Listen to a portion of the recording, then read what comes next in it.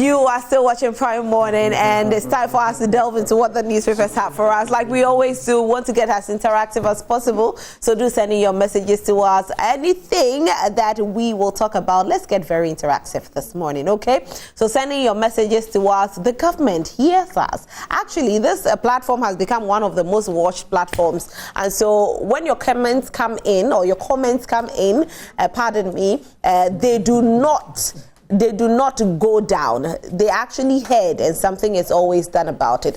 The kind of guests that sit every morning are guests that are very deep in knowledge, deep in understanding the topics that we discuss, and they definitely discuss it to the fullest. My guests this morning are Honorable Timothy Atabwade Awantirim. Good morning, Honorable. Good morning. And Honorable is representing the NDC. Representing the NPP this morning is Mr. Solomon Asante. Good morning. Good morning. You look young this morning, I was telling you. It's just yes. You spot the difference? But Honorable, I've told you not to go and shave. Yes, you told me not to. So I'll take that one because you are my, what do you normally call them? Is it the makeup artist? I thought you'll be happy to have that compliment of looking young. Or you are not happy to have that compliment? No, but I didn't condemn what he said. I said that you are my makeup artist. No. You said you wouldn't shave the beard because you are listening to it. But you know the compliment she gave me that, look, after shaving the beard, I'm looking younger. And I said, I thought you would also appreciate that compliment. No, but he looks looking younger or older is a matter of the heart. It's not fiscal disposition. It's a matter of the spirit. Anyway, let's go into what the newspapers have for us. Let's quickly take a quick break. When we come back, we'll quickly delve into what the newspapers have for us. To stay.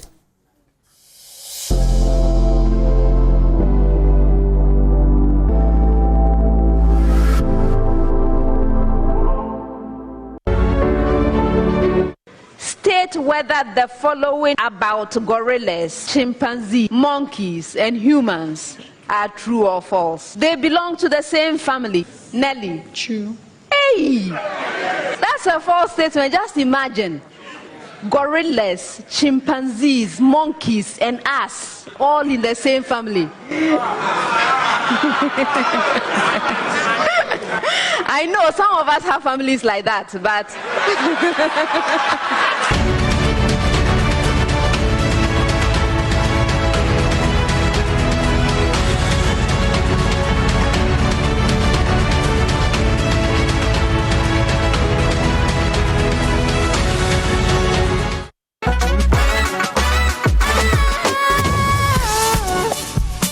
what you do for leisure? I maybe rap some, like I write raps or song. You write raps? Yeah. You are a rapper? Not really, but you know, small. And small. Mercury, give us a beat. Let's go. All right. I'm that guy with a list of girls in my DM, waiting for the day I will see them. Make some noise, put your hands in the air. What do you present then crowd? Don't compare. Red lights, man, I want to change. Ufesolo kuochio na pocket zanku. Macho mi diegu mechisu girls in huinsi. And then my shit drip chale no banku. His rap excellency on the MIC. Take away and me say, have you heard about me? I don't really rap about the things I see. And then my area make mommy wifey.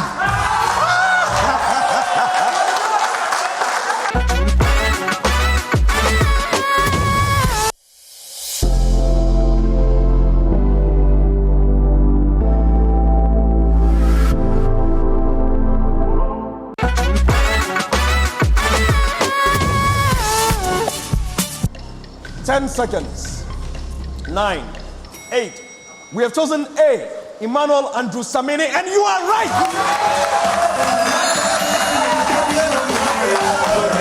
Yeah, I know that.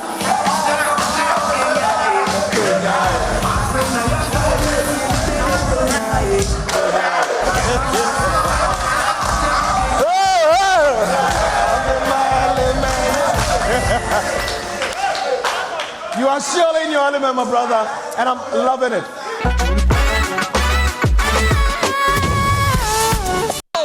as for right now, like, I'm feeling excited. As for now, right now, they're like, today, this contest, we are winning. Like, I'm so happy because we came from 1A stage. We met with school class, Chemu Senior High, like, eliminated us in 2021. So this time, we came for revenge. And this time, we are meeting in Fasipem. And this time, let's come back. This time, let's come.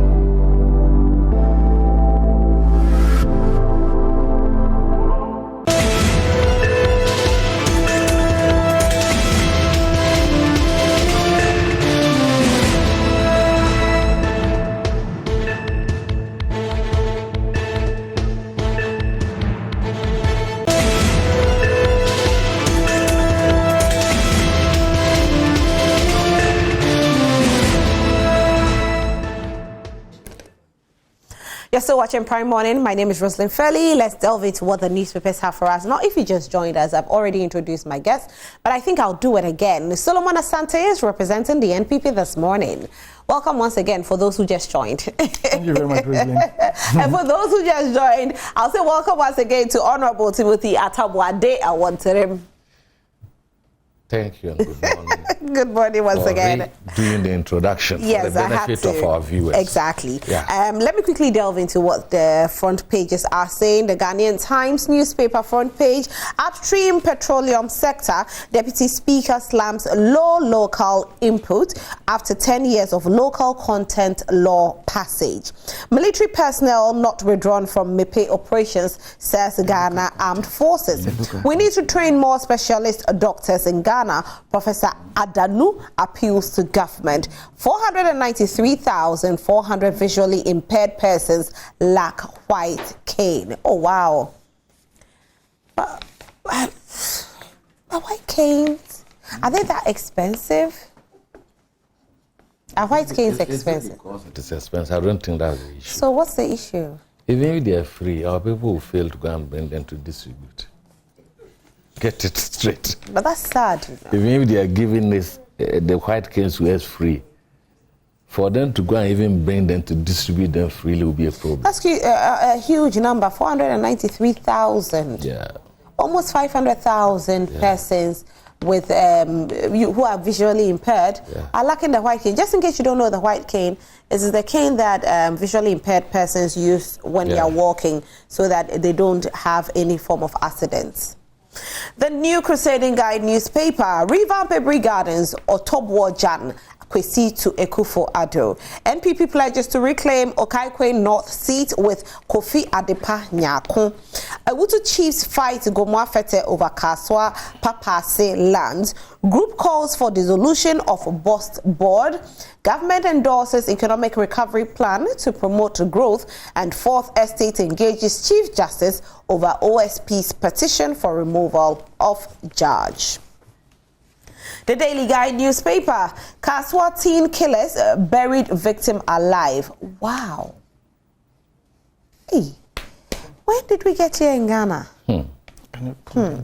Fair Sky Group storms MIPE with goodies and insurance. NPP slams Mahama for politicizing Volta flood.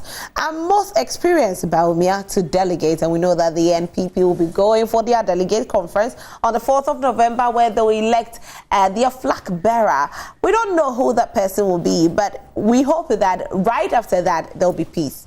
There won't be any division. That's all we hope for. Court directs OSP to respond to Bisu's objection. That'll be all for the Daily Guide newspaper. The Finder newspaper is the next newspaper. Ecobank Ghana supports 2 deprived schools. Access Bank Ghana launches a Sandal More campaign to donate 13,000 sandals to school children across Ghana.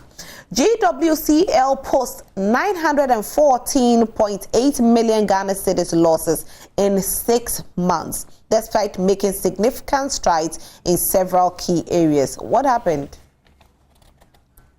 Ghana Water, they have lost 914.8 million Ghana cedis. Almost 1 billion Ghana cedis has been lost by Ghana Water. I'll try and read a little bit about it because this is a little alarming. Let me see.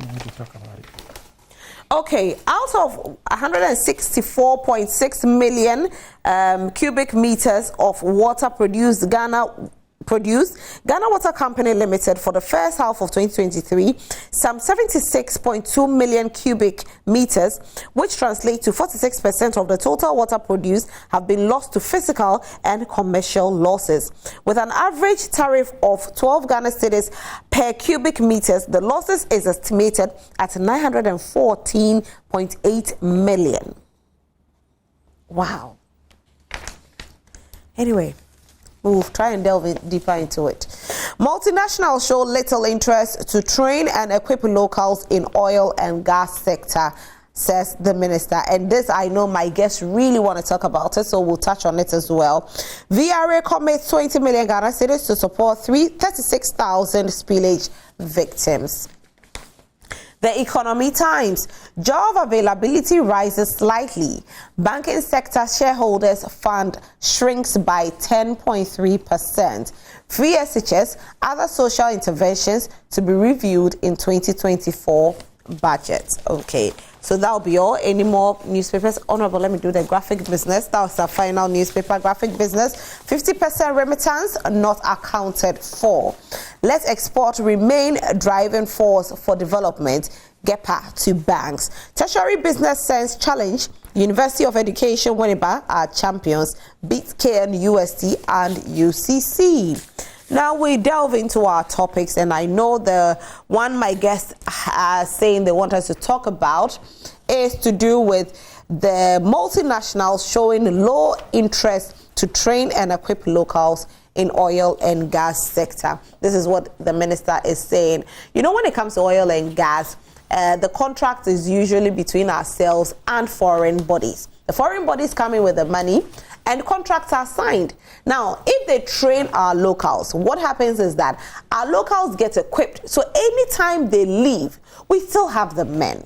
But this is a case whereby these multinationals are not willing to train our locals. So anytime a company that is big, that is multinational, decides to pack and leave, we don't have the workforce. So we are heavily dependent on them. No matter the contract they come with, whether we like it or not, we have to go with it because we don't have the men. I'll start this conversation with you, Solomon Asante.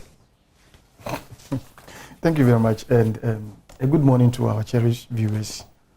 And good morning to my good morning, senior man here, and yourself. You look nice too. Thank you. After that short break. It was so short. Yes, after that short break. All right.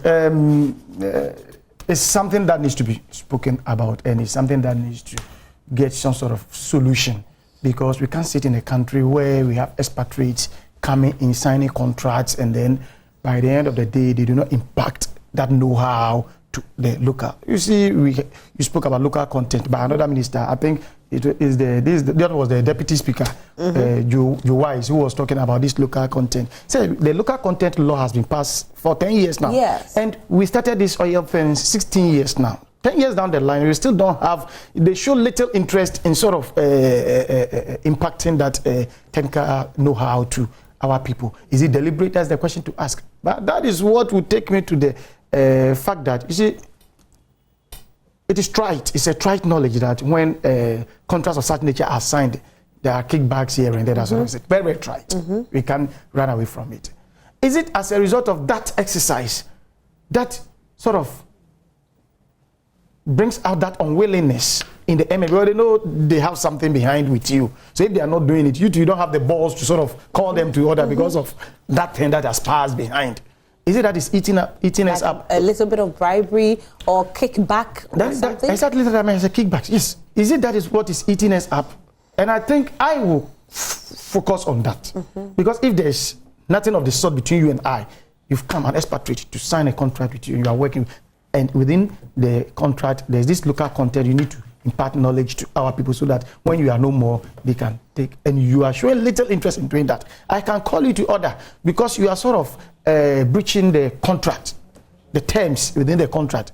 But I cannot have the boss to call you to order because something has passed behind. So that is what we have to. It is a call on stakeholders, on leaders or leadership, managers who are in charge of signing contracts with these expatriates. Yes, government officials who act on behalf of government in signing such contracts. We beg them. They have taken, but this is what we are realizing. People are feeling reluctant. The MNCs, they are feeling reluctant to impact that knowledge because I feel it's as a result of what goes on behind. That does not give them the balls to sort of call them to order. But if they are free from such encumbrances, I am sure they can call them to order. And even they even not dare decide to go against the contract terms. But what exactly is in that contract term? The local content is something that is always in there, that you have come to do. We have signed this contract with you to come and explore, produce. So you ought to train. You need to train. You need to impact. Yet they don't. They don't do it. So if there's nothing tying anyone, and somebody is breaching a term, a contractual term, it's just a matter of taking the person to court or taking the person on. But you lack that thing, that balls to call the person because of perhaps that which I am thinking. I hope you understand. That's what I'm saying. Our leadership, managers, government officials who stand in for government to sign contracts with these MNCs, there's a multinational companies, corporations. We beg them. We beg them. Enough of the myself interest. Let's look at the larger interest of Ghana so that our people can be trained and then it becomes a very rich resource for the country, which we can depend on. Okay. That is my advice. Honorable? Yeah. Let me say good morning to Solomon, the clean shaved Solomon this morning with a wet Tuesday. What a coincidence. I have a very clean mind. Yeah, what a coincidence. And then say good morning to yourself and to your hard-working team.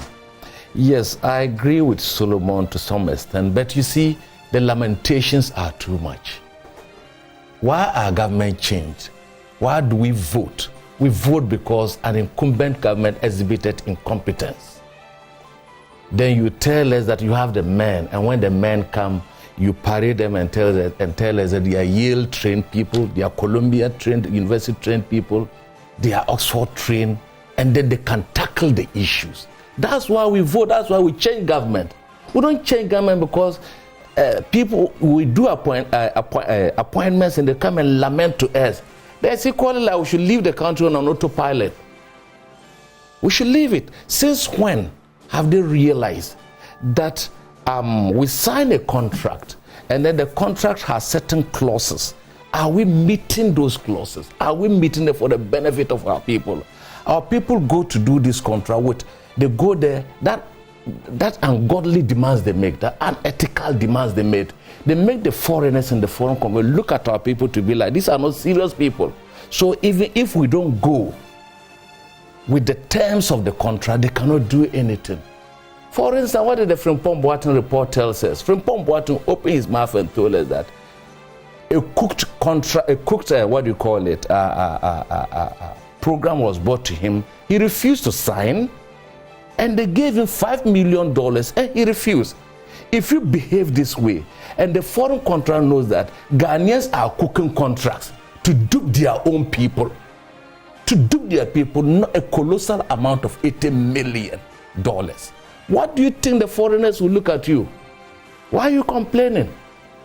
You are not there, I'm not there. Solomon, even the government is boy, he's not there. We've kept, when you look at your papers today, 50% of remittances unaccounted for. Yeah. Then you go again over $1 billion. Ghana Water has losses. So why did we put them there? These Ghana Water losses shouldn't even be brought anywhere near what we are discussing. But Ghana Water, you know where? Sometimes you drive past it and you see these pipelines. You know, they were telling you the quantity, the cubic quantity of water that they produce in the first place, as compared to the loss, it tells you that whatever you see running by the streets through the pipelines is accounted for as a quantity of production. And the contaminated water from Galamsey as well contributes to it too. Look, what they produce is what they quantify. Yes. And they report to us. But the losses come as a result of this. And you know what? Ghana Water Company, they are there, and then these lines are destroyed. People are fetching without being accounted for. But it will be sometimes it will be there for more than 2 months. Yes. What are they doing? Why is it there for 2 months? If the pipe is broken, why is it there? Why is it leaking? That's why you have. That's what I'm saying. The company do not attend to such things. Yeah, so it's the company's fault then. Yes. So they are crying. Yes, we agree with them that they made such losses, but whose fault is it? Yes. Solomon, I'm coming. You see, I think they have to have. I'm sorry to give a suggestion. Look, Honorable land with his opinion, and then we can delve into those who lead us into these contracts. Those who will pay with the taxpayers' money, those who give them the largesse of the office to be comfortable with special assistants and researchers to do these things, come back lamenting to us. They have no business being in office again. They have no business at all. Some of them have been there since this government won power. For 7 years now, they haven't been reshuffling. They've been nothing. People are stuck there. They become so comfortable that looting has become their game of the day. The issues are making so annoying that we get up morning and we come and issues that will be solved by appointees of government that will pay them so much. They travel all over the world. We know very well that the most important thing about this foreign country is what? Is the development of the local skills. So that when you go, they take over. So you mean the minister should not be the one even complaining? The energy sector has been completely bedeviled with a lot of devils and demons. Why? Do you need an exorcist to come and remove the demons from that place? All the time we keep changing, we keep talking about it. Look, the oil and gas sector is a completely new place for us, as my brother said, for the past 16 years we've been under this area. What legacy are we leaving? What skills are we training? What are we leaving behind? This will be the same, but when they go and there's a breakdown of anything, we call them back. We pay a first-class ticket for them to come back. They come and they sleep in 5-star hotels, and they are coming to repair or to correct a simple issue. Look at how much we pay foreign coaches and so on and so forth. So it isn't something that we don't know. But those who benefit from the spoils of inattention, from the spoils of just being lackadaisical and not trying to do what they want. That is the issue, because normally when you put them there, they get the money that they want. They say, oh, they are in heaven, and they can come back and tell us that, I am a self-made man and I've done this. Yet he hasn't done anything. Just by being a CEO, a minister, he has become so fabulously rich that they can look in our face and say this. Because some of these things we can do them. If multinational companies show little interest in training and equipping our people, you've identified the problem. What is the solution? Sit them down. Let us know why they are not doing it, so that we can fill in the gaps. We are training a lot of. Look, is it for nothing that we turn our polytechnics into technical universities? Are there to be spectators there? We have a lot of our. It got to some time. They even needed welders to weld. I think they have a special kind of a skill that you need to weld when you're on the rig and so on. We're not having them. It was later that we began to train them and so on. So for me, it's an issue that we can tackle. These issues can reduce unemployment. It can reduce a lot of government expenditure on expatriates and so on. The best thing you can always leave for the people is not the oil, but the skills that you train and develop and equip our people that you leave behind. That is passed on to generations yet unborn. That is what we can use to develop our country. Honorable, now that the minister is complaining, what solution do you suggest? The minister is complaining. He's complaining to who? He is the head, and he is now the complainant. So you are asking me this morning from Sandman that I should tell you the solution. But we are discussing it. So if you have the a solution, is the head. But we are all Ghanaians. We can suggest he has told you he doesn't have a solution, so please don't push him. He doesn't have. Solo, it's not about me don't have the. We've sat on this platform, on several platforms. We've given our solutions to a lot of issues. Have they taken their voice? Okay, let's add our voice this morning. He doesn't have the solution. He doesn't have the solution. If I have a solution. He doesn't. So don't push it. After I've given you what I think, I've given you my solution. So. I'm an incompetent government. Come and give a competent government solution. That is why I dropped my solution. I dropped the solution. An incompetent fellow come and give a. That's why I'm telling her not to bother you because you don't have. So for me, the issues is not about that. I think we've not given our ministers. We've given them plain land to be working as if there are no benchmarks. There are no objectives for which they must achieve. There are no goals. There are no visions. Have we held them responsible? This government appointed the whole minister in charge of monitoring and evaluation, who was in the form of the late Dr. Akoto Osei, my good friend, very brilliant guy. You understand? What have we been doing? It has been complaint after complaint after complaint after complaint after complaint. Then you come this morning and ask what are my solutions. My solutions are that the ministers should resign and then they'll bring competent people to ensure that the lacuna they've identified is filled and it is arrested so that we don't come here to complain about issues that they know of before they came to power. They told us they had a man and they knew the solutions to the problem, and the government that they wanted to take over was so incompetent.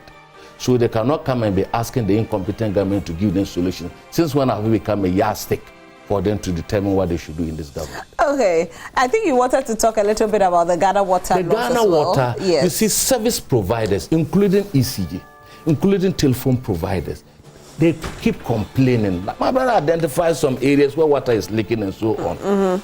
Dr. What is the name? Dr. Bremer. He's a young man. He has been in the system for long.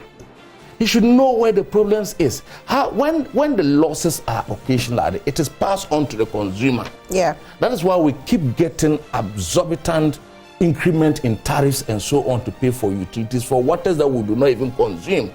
Some people do not have the waters. And even those who are even into commercial production, they get some of this Ghana water and sewage company limited workers to do illegal connections to them and so on.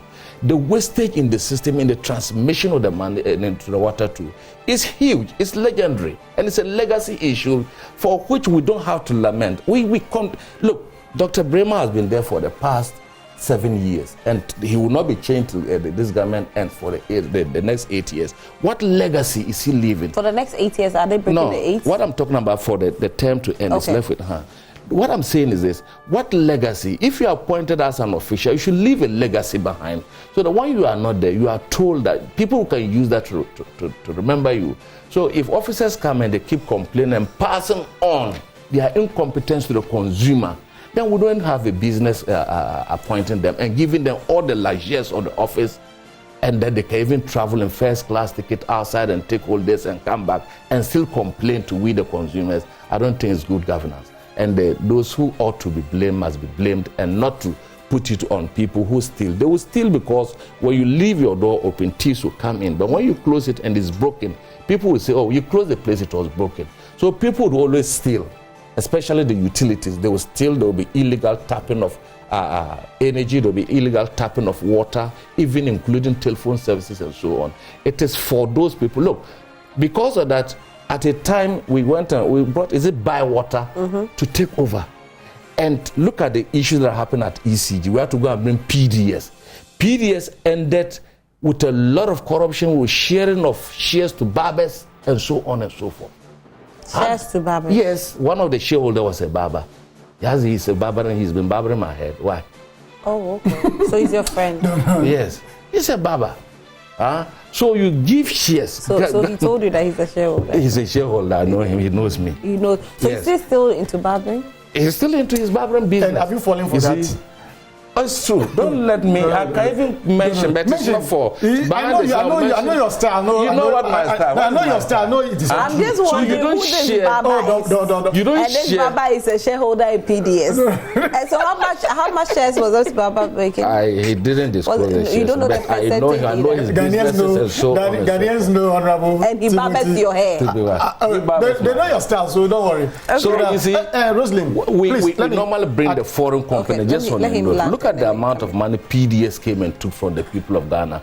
They used ECG to take our tariffs, and they've not paid back. Through the PDS, we lost over $90 million that was supposed to be given out by the Millennium Development Authority, and so we lost it through the U.S. government.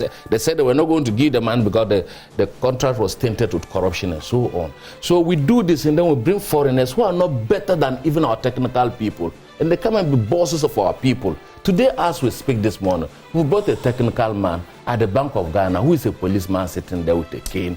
We brought one technical man at the Ministry of Finance supervising a Yale and a Columbia University graduate that we were told that in fact he's a banking expert and he will bring investment. Today, he's being supervised by an economist from the US, a young man, and another young man, a junior officer, is at the Bank of Ghana supervising our governor of the Bank of Ghana. When they were working at the IMF, that guy was a second, not second deputy, but far 3 times lower than him. All right, Honorable. Let me let Solomon come in. For supervision, everybody needs supervision. As he seated here, you have this young man being his supervisor in the person of Sami, what is it? JV or what? Look at. He's his supervisor, but he's far. He's a honorable member. He has been a honorable, but he has a supervisor. That small boy is his supervisor. Anyway, so everybody needs a supervisor. That not true. Okay. And there's this, you see, when we are discussing issues of national interest, I always like us to go this way, not trying to bring in the politics. Parties. You see, other than that, we'll shy away. You see, the very problem that is eating into, that's becoming our problem, we'll shy away from that too. And then always Ghana will be folding its arms. Look, if we are discussing this issue of Ghana Water Company, and you say, oh, somebody has been there 7 years, so that brings in that political thing, because 7 years, you tie it to governance. So the government is 7 years. So it's about party issue, political. It's true. But let me tell you this. In our government institutions, the technocrat and the politician who comes for a period and leaves, who causes much harm to the system. I think reality is dawning on my brother now. Oh. You see, when we come and sit and try to politicize everything, you take the shine away, and then Mother Ghana keep losing. Mother Ghana will forever remain the way it is now. We won't see the progress, the development that we need for Mother Ghana. But if we are to speak out of that political lens, move on to the Ghanaian domain and say, okay, in Ghana, this is what is because look, let me take the local governance, the assemblies. A government headed by Honorable Timothy, as the president comes, then he starts making appointments. They appoint somebody to a particular municipal assembly or metropolitan district assembly. That person enters. Before the 261 MMDCs will be sent for training, when they go to their various offices, they will be met by their engineers. They are, oh, how they say they know this place, this is. So you see, they will be corrupted before even they go in for their training. And because everybody is somehow always interested in what interests himself, you see that he will somehow be tilting towards what he was taught or how he was told things are being done there. This politician comes in for 4 years. At most, if that person is to be retained for the entire, at most 8 years, he's gone. Look at this technocrat. Will be there from university, will be there till retirement.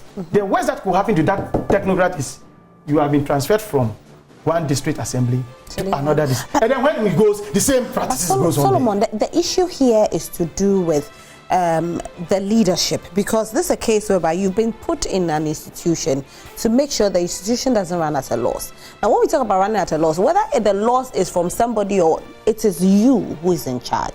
And so this same person coming to tell us that we run at a loss of close to, what, a billion Ghana cedis. You are responsible that this shouldn't happen. I will tell you, it's good he brought it. We need that information. It's a very good information. We need him to have brought out this very information. My point is, you should be telling us that we haven't made this kind of loss.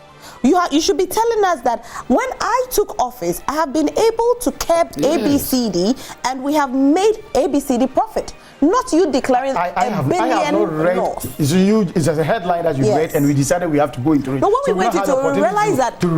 I've not read much, so I don't know the dimensions that the content. You know, you had a typical example of, metering, sometimes meter issues, sometimes pipe being best and all of that. These are things that are... No, what I mentioned was that which I think could contribute to those losses. Yes. And I think by and large, you realize that, yeah, it may be true because according to them, they've done this cubic volume of water. So that is supposed to go out there and bring this amount of money back. But before it passes through the meters to the various homes. So what is he telling us to do with this story? What is it? That is why I'm saying you and I have not read through, because it was a headline that we were trying to... It's a declaration. But it's good that he has made us know. But you know what? I'm saying that this loss that he's talking about, that does not mean you, Rosalind, heading, you have made that loss too. But as you have said, because you are heading the place, it will be attributed to you. But there are people working on under you, whose job is to see to something done correctly so that these things will not arise. That's what I'm saying. Those I'm referring to as the technical. You have the surveyors, you have the engineers, they are there. Look, the other day I was proposing for electricity. You see, we always say there is a fire outbreak here in this market, and when they finish with their investigation, the fire service, they finish their investigation, they'll come and tell us there were some illegal tapping of lines here, and that caused the fire. I'm saying, look, they should set a task force purposely for markets. We have so many markets in Ghana. They will be moving and just be checked. We shouldn't sit there and wait till the fire breaks somewhere before. That is why exactly what I want to recommend for Ghana Water Company. Exactly. There should be a task force moving around. They have districts. Look, now they are decentralized in all the district offices. But if a leader or a head of an institution is declaring this kind of loss in 6 months, then you are not competent enough to. He's not declaring. I think he's making us. What is it? Is that what Ghana Water Company posts? What post that figure losses in 6 months? Yeah. So it's a declaration of loss.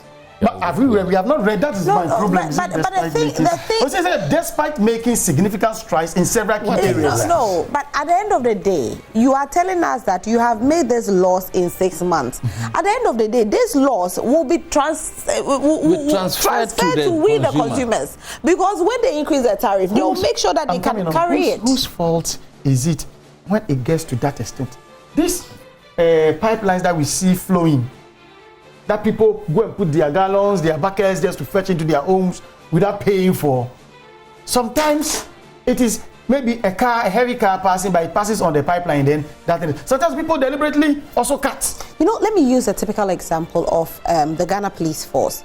Back in the day, sometimes... Barras lady. Yes.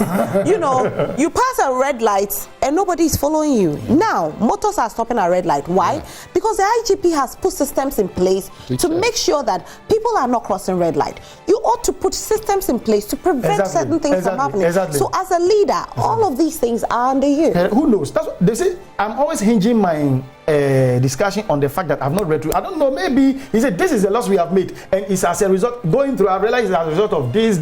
So this time we are going. That's what I'm saying. We have not read also. I don't know the dimensions that the content took. Okay. But this is what I'm expecting. Oh yes, within 6 months, this was, and then beneath it has written, despite various strides that it has made in the industry. Maybe he has identified the sources from where this kind of losses, and then maybe some mitigation measures have been placed. But if we are to read, we will know what exactly he's trying to put across. I hope you understand. Right. But it's good that he's made us aware that this is what is going on. No, it's good because he has to be transparent. It's the taxpayers' money that pays you. So he has to be very transparent. He talked about technical people.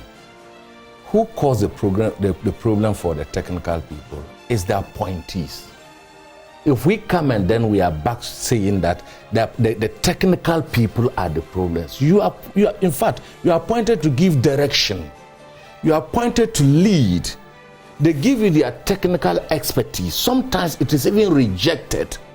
That's how come we get this financial loss to the state, they sue us outside. Sometimes the technical people, and you know the interesting thing, some technical people, the politician come and he even transfers them without regard to how the fellow has gone through and gained so much experience in technicality. They transfer you, they'll go and put, or even if you are kept behind a desk, a dry desk. And I'll cite an example. Look at the Controller and Accountant General. When this government came to power, they wanted to remove. The guy said, no, I've gone through the ladder and I won't go in. You know where they went and cut him? They went and gave him a table at the Ministry of Finance. He was sitting there with his 2 cars, with his police people behind it there, and they appointed an acting acting. That was how come we're having an acting controller all along, because you cannot make him a substantive when the other substantive is still there and the fellow was sitting there. So these things do happen, my brother. Even you go to government departments and agencies, the CEO comes and he gets a list. This man, I can't work with you. You can't work. Is that your property? And you know that you are going to be there for a limited time of 4 years. You came and met the people. You understand? You are supposed to come and inject energy, inject enthusiasm in the work, bring in discipline to ensure that the people of Ghana benefit best from your vision and leadership. If you say the technical people are misleading you, then you have no business. Then let's leave our government department and agencies to the technical people. Is that not it? Must we then appoint CEOs? We appoint them because when we are coming to power, we have a vision. And we feel that that vision must best be driven by the appointee. The appointee, you get it, in line with the manifesto that you told the people. If I come in and I'm still lamenting, look, when you took over power from us, the Auditor General report, the total financial malfeasance and whatnot amounted to about 800 million Ghana cedis. Today, as we talk, it's over 52 billion cumulatively. Now, when that happens, the first year you took over, it was over 12 billion. It had risen to 12 billion. It came to 5 billion, then 4 billion, then it went to 12.8 billion. Can't you know that there's something wrong? When you want to tell us that all these things are not what, but the Auditor General told us he has retrieved 2.something billion. If they were not stolen, how did the Auditor General retrieve the amount of money? So when we come, and then we begin to do our own thing. You come and then you carve your own path for development, and you are getting these challenges. Then we ought to make a critique about it. You are right. You are right. Okay. But it is not always that you can get easy. Look at the Ministry of Sports. Why do people say the Ministry of Youth and Sports is a whole thing altogether? That the slightest in you, the minister, you find yourself being taken out. You see the game, the politics that go in there. That's the technocrats. For a politician, you come. But when you come, the period that you stay is what matters. Because if you don't sort of dance to the tune that is being played there, you find yourself being fired. It depends on the institution. So I agree with you. But we must move on. Look. So the technocrats, you can't take them out. They are there ages. It depends on the institutions. I have seen ministers. My sister, just on a short, I have seen ministers who have been called and directed to give a contract to an incompetent contractor. And I've seen it, and I've seen most CEOs that have come to complain about how they've been called to do ABCD, even on procurement and so on. I take a clear example is how Gabi Ochidakwa had to call former energy minister. Ajakwen is now all over crying. He called Professor. It is true. Look at the recent came. He was talking about this Atuforsen thing. Is it Atuforsen? You understand? Yes, that he ordered him to go. You see? Oh, so yes, sometimes the orders come from above. We do believe. That is politics. That's politics. Anyway, we'll move on to our next topic, where consumers, you and I, we are paying more than 100% in taxes on consumables. This is coming from the Food and Beverage Association of Ghana. And they've spoken and they've cited examples. A typical example is a bottle of beer, which is produced for 5 Ghana cedis, but retailed or wholesale for 5 and retailed for 11 Ghana cedis. A whooping 6 Ghana cedis is added onto it. Let's talk about evaporated milk. Actually, it costs 8 Ghana cedis, 50 pesos, but it's being sold at 15 Ghana cedis, 50 pesos. This is a whooping 85% on it. And so as a consumer, you are paying more taxes indirectly than you know. As I paying taxes on your salary, on your small businesses, on other things like fuel, but your consumables are even more. Did you know? Well, let's hear your voices this morning. Whether you knew or you didn't know, I'm telling you this morning that you're paying a lot on consumables. You know, we used to buy wache for what? 3 cedis, 2 cedis. Now they tell you that at least they will give you 10 cedis. Yeah. Anyway, let me start this. Since Solomon landed last, so honorable. Yeah, you see, the issue of taxation, tax, is alien to this government. But today, tax has become what? A necessary condition for them to make income. And they are not bothered the direct incidence of taxation. Whom does the tax really affect? Their issue is to collect money. We agree that because of the way they've recklessly run the economy down, they need money to sour development issues and then their revenues and so on. But you see what? When you look at the Ghana statistics, when they released the inflation, they told us the food inflation alone was over 50 something. Food inflation, it came back to 41. The food inflation was still higher. It hasn't come down. And this is where the issue is all about. The taxation on every single item you buy in this country is a huge problem. And what even bothers me most, my sister, look, go to even the petroleum sector, the petroleum products, and see that we are even buying petrol more now than when we're not using gold for money. Gold for what? Oil. You say you are going to do the gold for oil thing so that the prices of a liter of fuel will go down. Today, as I speak to you this morning, a liter of diesel is over 13 Ghana cedis. Petrol is about the same thing and so. Petrol is like 12 something, right? Yeah, but when you do the once the petrol is above 5 cedis, you convert it. It's a figure. You understand? So for me, the taxation, these were people who told us that they were coming to move the economy from taxation into production. As at now, not even one grain has been produced. So what they do is to keep to heap tax on us. Look at the recent tax bills that they sent. But won't we say that the taxes will also enable us to get out of this whole economic quagmire? Who brought us to economic quagmire? Is it not the Yale and the Columbia University people who brought us there? Who brought us to this? When you were spending carelessly and were telling that what you were doing, look, take it from me. We know simple economists. When you take money, go and take loan to buy a car. If you don't buy that car, you put the money in your account and you keep withdrawing. The money fizzles out and you haven't bought the car. They failed to invest over 800 billion into the economy. The amount of money they only invested was 52 billion, including everything, including your one factory, your what you call your dams and all those things. Go and check the budget figures. You wait, they'll be reading budget. You look at the figures. Look at the amount of money that remittances alone give us. Between the year 2021 and 2022, put the remittances together, it's over $9 billion. Just read them. They put that remittances, and even these remittances are telling us that is not all the amount of money that has been declared. That's not all the amount of money that has been declared. So even in 2 years, we got $9 billion for remittances alone. Wow. So you see, okay, so let me read a little bit about the remittance to people. More than half of foreign remittances into the country cannot be accounted for. The sad development is a result of the deregulation of the foreign remittance space, which saw the introduction of fintechs into the system after the passage of the Payment Systems and Services Act in 2019. As a result, the stability of the local currency has been impacted negatively.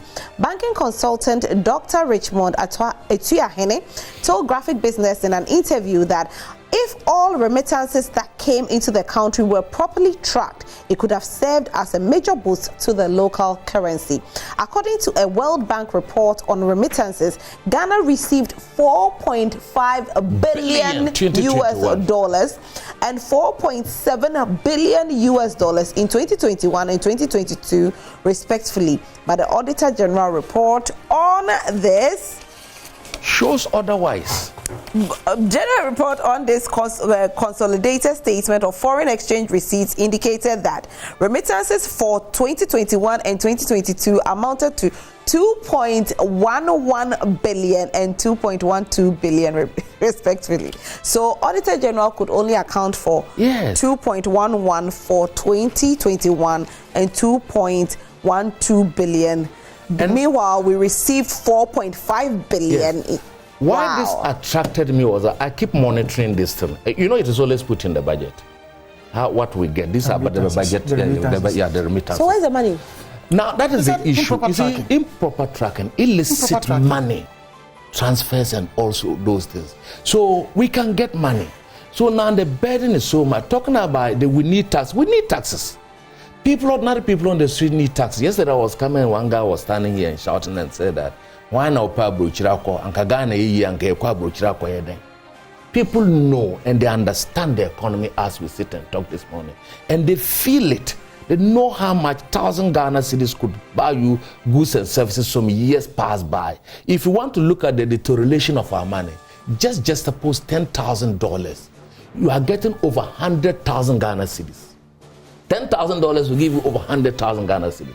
$1 million will give us over 10 million Ghana cedis. That is how deteriorated our amount of money is. And where did we get here? It's the lack of investment in capital projects. If they had invested and expanded the economy will have the capacity to absorb these challenges. So now what they are doing, that they are panicking.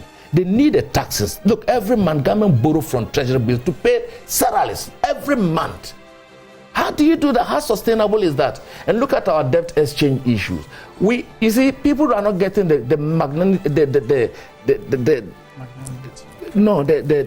big nature of the problem. You know what? We are not paying today, but we'll pay tomorrow. It's cumulative. It's lying there waiting for us to pay. So at the time we're paying, the economy is going to go haywire again. So this is why we are paying the taxes. You see, and the taxes are now eating away people's food. Even food they cannot eat. Water. They can't get water to drink. People are weeping because if you give a child 10 cedis to go and buy porridge, you will end up buying the porridge and then so few time is finished. And so how can you be replenishing the child all the time and so on? So the incomes level are reducing. I've heard Guta and all other companies talking about the fact that government must ensure that the taxes coming next year's budget that's going to be presented in November, they should reduce the taxes and give tax incentives to companies to expand, because the companies are shrinking, and because they are shrinking, and the banks too have been crowded out. They cannot borrow, they cannot do anything. Talk to any banker today, they will tell you the truth of the matter is that they are not giving loans to any company. All the banks are not giving loans. All right. The only loans they give is when you are ending salary. That one they know that they can get, but it's no more profitable to give loans to companies for expansion of businesses again because of the taxes and so on, and the debt exchange that we are doing. All right. Who caused all these things? All right, Solomon. Thank you very much. I think this is a reiteration of what the Ministry of Finance has already told the nation, some months or years back. That is when we engaged this IMF facility. We were told that, look, it's going to be tough because we need to put certain things in place so as to ensure our smooth passage through this debt restructuring whatsoever. So I don't see it as something new, something that I'm hearing.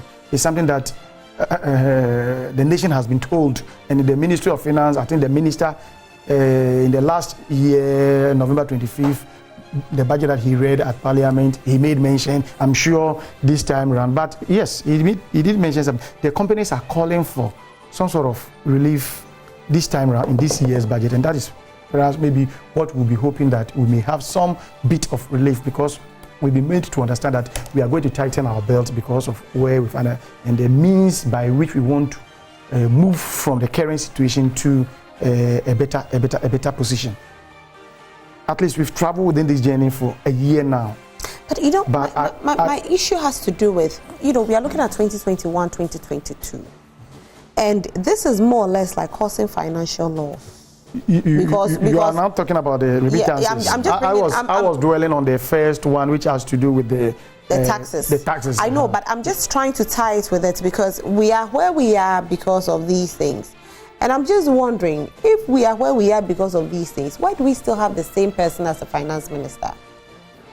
No, for the position of the finance minister, this country, Ghanaian, let's say a section of Ghanaians, even in parliament, quite a majority of parliamentarians want him out. The position. I'm adding this to you. The majority leader said that all of them, including his deputy minister of finance, definitely, you may have one person. The deputy minister of finance, John Kuma, and then the woman said they don't want Ken. You should sack him. I've not heard that, but I'm saying that you know him. Ghanaians who watch him knows his style. If you say that all the majority side is saying that they don't want him, and they are also member of parliament, they exclude. I think I have the floor. You let me finish. When I finish, you can. I do keep them down so that at my time. What I'm saying is, if I say majority of parliamentarians, it may even be 274 against 1. Yeah. So I'm referring to majority. I hope you understand. And then, even my good self, I have been a proponent of that. Look, I think this should be it. We have not seen it done. It is not you and I who will be doing it. It's an appointor who have to disappoint an appointee. It hasn't happened. Okay, so we move on, we make progress. You can't just keep be there marking time. These remittances that you are talking about, we asked. They said it's due to. They gave the reason why it has gotten to that level. They said it's due to improper tracking. Yeah. Improper tracking. So if the tracking is in place, that means Controller and Accountant General would capture the right figures to quote. And my brother, Honorable Atabuadi, will be here to speak to the right figures being quoted. I hope you understand me. So it calls for somebody who is in charge to do the right thing. What are the mechanisms that are put in place to do this tracking? He was even giving an example of how these things, how we get there. And he mentioned illicit transfers, right? Yeah. And illicit transfers, you know, human beings, you always want to have a way out of something. Always want to have a way. The proper means of doing the transfer will not be followed. Then they will want to use some other means which will not have a proper tracking on. And by the end of the day, you realize that whatever will be put down will not reflect the entire remittances that has been realized within the period. So I think as a nation, those in charge should make sure that the tracking is done well. The tracking is made proper. If only, as has been mentioned, it is as a result of improper tracking, then the tracking, now it's good that you found a problem. That is because of improper tracking. That's why we are here. So what do we do to that? It's just like the earlier one, the Ghana Water Company thing that we mentioned earlier. 2 years in a row, then the people who are in charge are definitely incompetent. That's what I'm saying. Because if they could track it, it won't. 2 years we won't have improper tracking. The for problem 2 years. is improper tracking. Who is in charge of the tracking? That is it. So whoever. That's what I'm saying. We have a ministry. We have a ministry, and there are people there. Yes. There are people there whose job are to see to this, the proper tracking. Is that not it? And we are not realizing it. Now the people are, we Ghanaians, we are suffering. We are the ones paying for it. We are the ones having to pay for more than 100% on consumables. That's the real fact that we have to pay. We shouldn't lose sight of the fact that some variables or factors contributed to where we are now, and as a result, the measures that have been taken, which one of them is this IMF facility, which comes with its own spelled out activities to be done, and that has sort of put us in that tight corner. Thankfully, some of the indicators are looking quite good now, and I'm praying. In fact, they are improving. Let me put it that way. They are improving. If I say improving, you look at the inflation, you look at the stability of the CD for some time now. No, yesterday or 2 days ago, the CD went down a bit. The CD is even galloping. I don't know why it's no, it's not galloping. No. You have to be factual. You see, 2 days ago, people who deal with the foreign currency, they are listening to you, so they know what you are saying. That's what I'm saying. Yes. That's what I'm saying. That for how long has it been that stable? Yes. You can just attest to it. But we know that it depreciated a little bit, though, just 2 days ago. Fine. Talk about inflation. Look at how it has traveled down a bit, and we are praying that. In fact, in one of the speeches of the president, he said, I've forgotten where exactly he made that. He said he's looking forward to maybe next year the inflation should sort of drop. The sad part about the talk is that when we talk about inflation dropping, we are happy about it. Do we feel it in our pockets as Ghanaians? Because if I'm being told that inflation has dropped, yet I'm buying a tin of milk for 15 cedis, I won't think that inflation has dropped. If I'm being told that inflation has dropped and I'm still paying 35 cedis for wachi, I will still not see it as such. When I was paying probably like 10 cedis or 15 cedis. That is where you and I come in. If I say you and I, we the citizens, or we the people in Ghana, you are trading. You used to buy this at this amount, at a wholesale price, to come and retail at this amount. The prices has come down. but you are not doing the needful. Look at this transportation thing. We were talking. If fuel prices come, the moment it goes up, you increase the. And the taxes haven't come down. The same way you go to the food. Those who bring the food from the hinterland. I mean, when you go there, the food and that thing necessitated the Ministry of Agri to bring in, go and cut the food. Solomon, the reality is that the taxes are on there. So indirectly, you are paying the taxes. The taxes, and you have to told you, they have to be there just for us to travel through what we have started. It's just a transition. It's just a transition. It won't be there forever. These things were brought to say, okay, because of this, let's do this. So because of that, let's do that. So definitely, when we get, I've told you, as the indicators are sort of improving or looking good, I know we'll get to the level where, okay, we've gotten here. So it is because of this that we brought this here. Okay. Now that this is done, let's clear this from there. Definitely it will come. Look, I'm talking like this, not just because I'm happy with what we are going through. I have always said, the mitigations that I personally took when the fuel prices got to 23, that was the same period last year. That when diesel, I have to buy diesel 23 point something. Do you know what I do? I just park my car. When I go and drop the kids, park my car at Pokwasi, the ACP Intaji, park there, and then pick my Alolo or my trotro to town. When I'm close and going back, I go and pick the car, go and pick the children. Because at that point, with that amount for a liter, I couldn't afford driving through traffic to town and then going back. So that was my personal mitigation measure to sort of help my personal economy. Okay.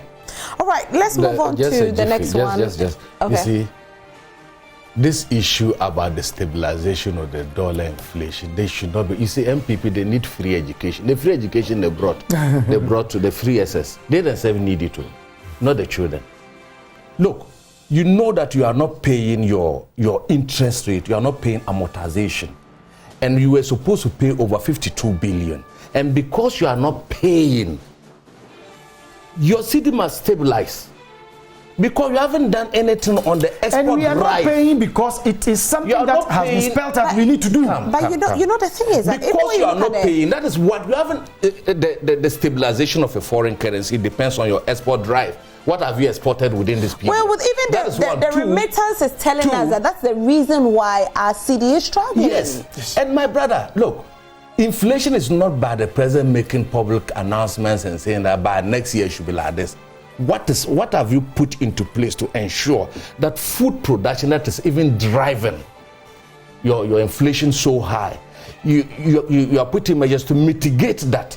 You haven't done that. We are still importing rice. We're importing almost everything. Sugar is being imported and so on. So to simply say that the president said that by next year he's hoping. Your president has not. I said a lot. No, he's dwelling on the figures, the trend. The figures. Did he get his calling? Look, he's looking at the trends of the look from 54% to 40-something% to 30-something%, and now to should give us some projections. You do know the projection the president has given us? Do you want me to be quoting him this one? When he said there's not going to be a haircut, he even came with a sword and finished everybody. But now we can see, you can see the inflation going down. No, unless you are turning a blind eye on it. The only sad part. But the only thing that she did mention that inflation, we don't hear inflation, but we don't feel it. Yes, it's true. I said he was not going to appoint family and friends. Honorable, but that's so not the allow topic. The president to rest this morning. Don't bring him here. If you bring him here, I'll quote the things to him. So let's talk about inflation. So the issue is that inflation is not done by public pronouncement. You must put in measures. He's making those public pronouncements based on what the actuals. We are seeing it. Aren't you seeing it? From 54 to 40 something, 41.25, and then it comes to 30, then now 20. But we are not feeling it. That is it. That is it. What we write in books is not what we feel in our pocket. I do feel what, and I know what you are saying is true. Yes. That's what I also feel. I'm saying we are in a transition. It hasn't reduced. We are trying to cross a bridge. When we are done crossing the bridge, perhaps we you will know start that. feeling So those what things. you do But as is said, that you carry the people along. So you will not feel it. The taxes are still there. So then when you feel it, when we're about to finish with this program, So no, I definitely agree. we are going to see. I agree. that. But you Fine, carry if you the agree, people along. You carry the people along. That is why we And keep how telling you the carry the people along? Yes. You don't Honorable. impose more taxes, burden on the people when you are still living in that ostentatious life, a luxury life. Do we have any comments, please, There's no so that we can ostentatious project Look at some the way your comments people are living. Maybe Like- you. Look at even you shave your beard, you have to struggle to pay. Maybe your baba did it for me. Your baba did it for me Which for of free. my babas? And your baba who has a shares in the PDS. the PDS, Baba. Your PDS baba. Maybe he shares, but you don't know. Akosombo Dam spillage, most people out PDS, there Baba. are still displaced. They don't have a place to stay. A lot of calls have been made for people who can go out there to help and support them. However, there's one particular call that has come in, and that is to do with the Saglemi housing project, where it's on a hold for now. It's actually in court, I must say, but people are calling on the government to give this project or these houses to the people who are displaced so that they can have a place to stay until the waters that have taken over their homes are dredged. I don't know what your take on it is, but I know that my guests actually do have opinions on it. Solomon, maybe I should start this with you. Now, another sad news yesterday that we heard is that the main contractor for this particular project has been found dead in his apartment. May his soul rest in peace. That is very unfortunate, and I agree with you. May his soul rest in peace. You know, this news is coming at a time when this gentleman, this contractor, has agreed to testify in court. I mean, you know, this agreement is in court, and he has to testify against some people. He has agreed, and just at the point when he agreed, the next thing we heard is dead. So people are reading a whole lot of meanings, which I'm not yet to do. I'm not ready to sort of put out here, but we can all read in between the lines.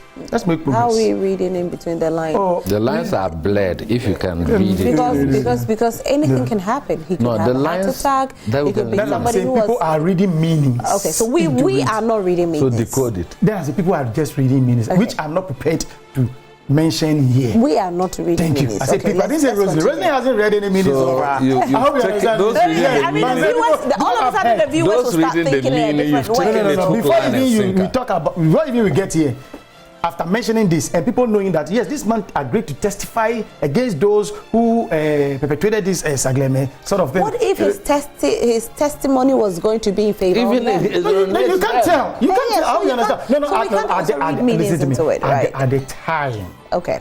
Let's At the continue. time. Because it doesn't mean that he going to court was going to testify against. Against It could be he was testifying for them. But let's continue. But the fact Okay, remains that just when he agreed to you go to testify the in main court, facts. this thing is very, very sad. Sometimes you agree it's that very- you're it's very- traveling it's abroad very, and very then sad. you end up No. dying. Yes. So it happens. It's very sad. Yeah. This Sagleme issue, I'm hearing people saying the Volta River, the victims should be sort of relocated to that place. Then when I heard that, I tried to cast my mind back to a news item I watched on one of the stations when the man was saying, yes, when it happened, we allowed our wives and the children to be taken back. We said we want to stay back and protect. I asked myself, this place that all that you can see is the sheets of the roofing. You can't see anything. And you say you want to stay back, and what are you protecting? The question is, are they themselves ready to move? That is one big question. You know, our attitude is quite used to the environment, quite used to the stuff, the kind of farming or fishing activity. Sagleme, will he get that fishing activity? He will be thinking about that. Have we offered it to them? I'm coming, I say. That's why I asked the question. Will they?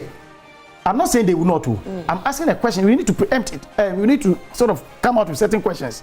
Are they prepared? We are fighting for them. But I'm just giving you this clue that this is what, during the time this thing happened, when they were being interviewed, this is what somebody was saying. Say, yes, this is our farming place. We can't live. The women and the children should go, but who want to protect? What are they protecting? So with this attitude, do you think if it is offered to them, would they agree? Now, too, let's come to this. I think the first thing should be I offer and they decline. Not because of an attitude I'm not offering. You offer and let them say I don't want it, and then you say, oh, I offer. Okay. I'm just bringing to the fore. I first told you I've heard the argument that they should be moved to Sagleme. And then my mind went back to a video that I watched on TV, and this was the position of some of the fish farmers. So with this, just opposing it to the offer, the suggestion that is being made, would they be happy to move? I was just doing that. 2, Saglemin, are the facilities there going to be able to take good care of them? Do we have the what is it? The electricity? Do we have, because where they are, they have the electricity there. Then do they have schools? So these are some of the facilities that the Sagleme facility is lacking. Hospitals, they are not there, and it is not the Sagleme the project, the housing itself is not within the township. I hope you understand me. I hope you get me right. Yes. So if they want something to buy, I mean, how well would they be happy? Would they take the offer? Would they be happy with the offer? They'll be looking at all this. Anyway, you and I are not in the position to sort of say we are giving you Sagleme. The suggestion has been made. It is up to authorities to see through, to see whether it is okay. Look, when things happen, people can give a whole lot of suggestions. Look at this MEPE issue when it came. Whilst people are crying for them that the speech of the president, and the president was saying, then the Queen Mother who was seated when the president was addressing, they came out and said, people, the president came to say a lot of things, but you have just, and he felt she was talking to the press, say you the press, you made it so, because the president came that 2 minutes that he was, and she was even referred to it as a joke. I said, wow, this woman, the Queen Mother of the area affected. The president has visited them, spoken to them. I think it was a 7-minute video, but that 2 minutes part, which the president was saying, this area that didn't vote, that sort of, and then was his position. And yes, I understand here, because what the president was doing, I didn't see the angle that the discussion was going, because the attention was that the focus in the media circles was that the president went there to say this, like some derogatory remarks to. I said, wow, it should be. The president was saying, look, anytime Ghanaians have difficulties, that was the word, difficulties, it is the duty, the responsibility of government to go to their aid. So when government comes to your aid, it is not about whether you voted for government or you didn't vote, but it's because you are Ghanaians, and it's the responsibility of the government to come to your aid. I hope you understand me. All right. So these are some of the things, the distortions. But as I said, it's a suggestion well made. I've heard from 2 different persons. I think Bernard is the second person, and then the first person was His Excellency the former President John Dramani Mahama. They are citizens. Freedom of speech. They have aired their views. It's up to authorities to check, put things together to see whether it is okay. Okay. Then we go. That's fine. Honorable, and then I can read some comments. You see, leadership is tested when there are challenges. Gold is gold because it passes through the furnace of fire. If not gold, it's a stone. You've been stepping on gold all the time and coming here, but you don't know that is gold. Unless it passes through the furnace of fire, it becomes a stone. You see, if you want to test the real character of those who are out there saying they want to rule this, give them power, give them resources, and their real character will come out. You see, we have a president who has gone to a disaster-stricken area to talk to people. What is the issue of voting coming in your mouth about? In any case, whether they voted for you or not, you have been a president for the past 7 years. No one has removed you. It means their vote do not even matter to you winning. You are responsible, and you take the people's taxes. Whether the people voted for you or not, you have not said, because these people did not vote for me, we are not going to take their taxes. You take them, and you bath and play with them. We say, okay, you be bathing, that's your own problem. Today there's a disaster. Then you go and you are reminding the people. What was the issue of the president reminding us? That look, when he took over the reins of Ghana, he swore an oath to be a president for all.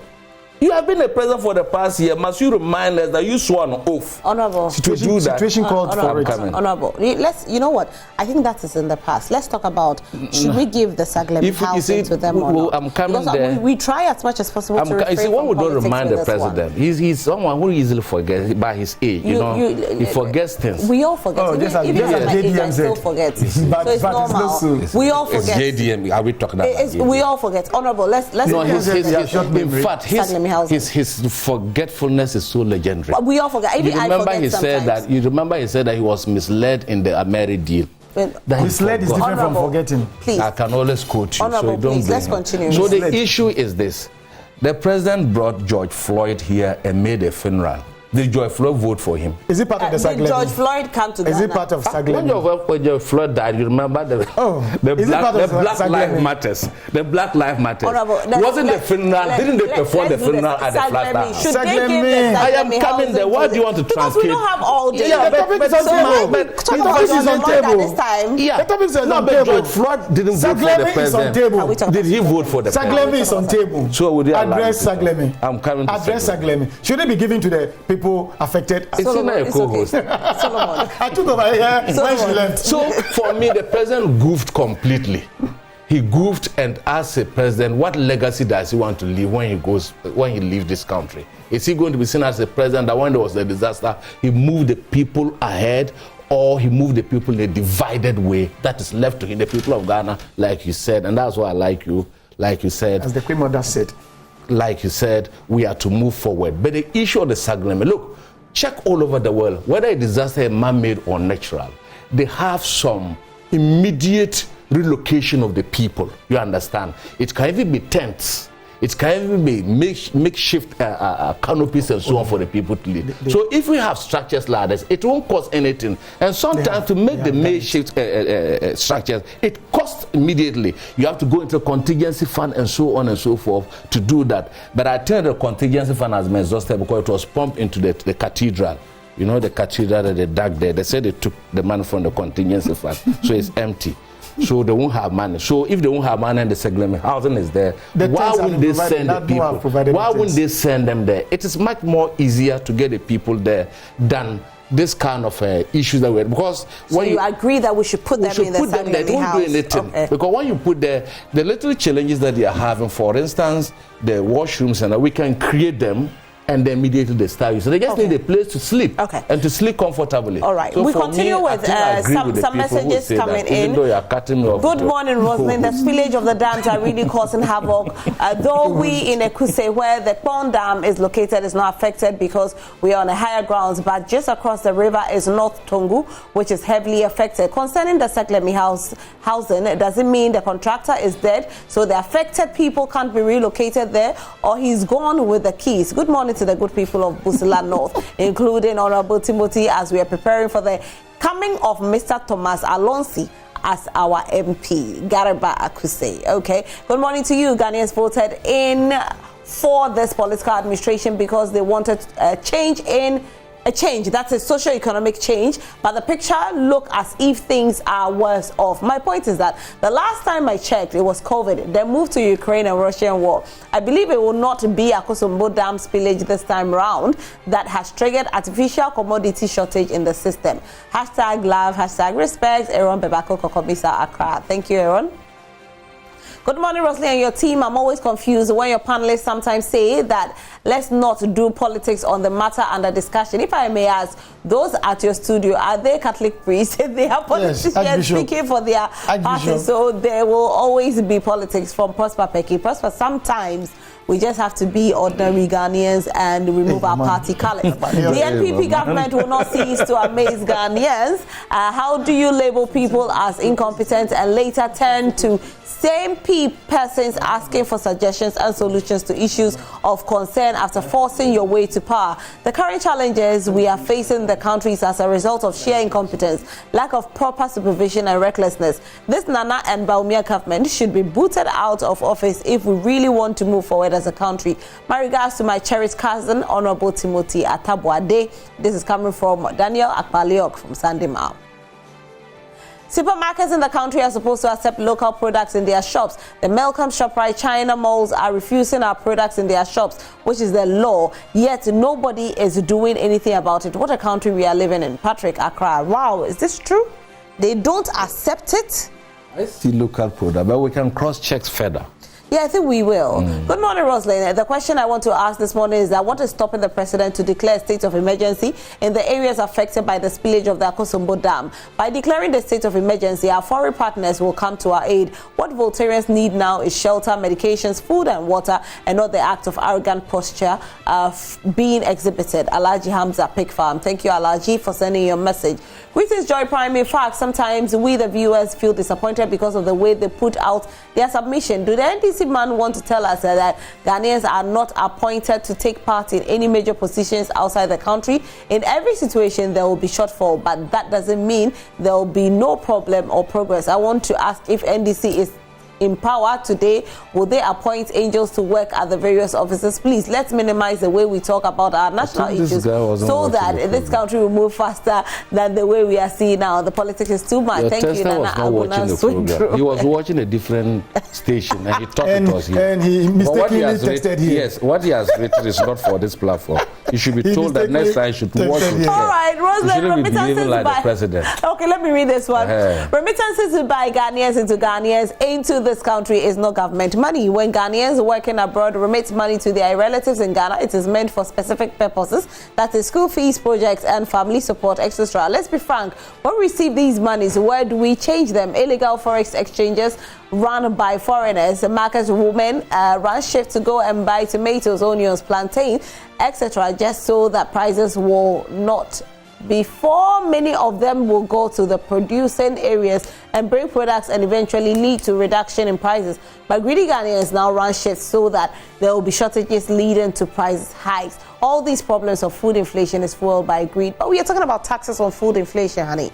So it's not about food inflation coming in just because it's coming in, but the taxes on there. There's over 100% tax on there. So if you are buying a bottle of beer, which is supposed to be wholesaled at 5 cedis and retailed at 11 Ghana cedis, this is not greed from anybody. This is taxes put on by the government. If you are supposed to buy milk, which is supposed to be 8 cedis, and you are paying 15 cedis for that milk, the tax alone has shot it from 8 cedis to 15. It didn't shoot it to 9 cedis, it didn't shoot it to 10 cedis, but it shot it all the way to 15 cedis, 85%. That is not greed coming from anybody. Assalamu alaikum, madama. The NPP government told us that they are coming to take us from taxation to production and now from taxation to big pits. The law of karma will catch them. Mohammed Zino Abedin, Zongo Caucus coordinator at Chiasi constituency. All right. Good morning, Joy Prime. Why is it that Mahama borrowed $1 million to build a Tuabo gas and a Kufuado minister is sitting on it in her room? Indeed, Ghana is in safe hands. Nana Yao Techiman. All right.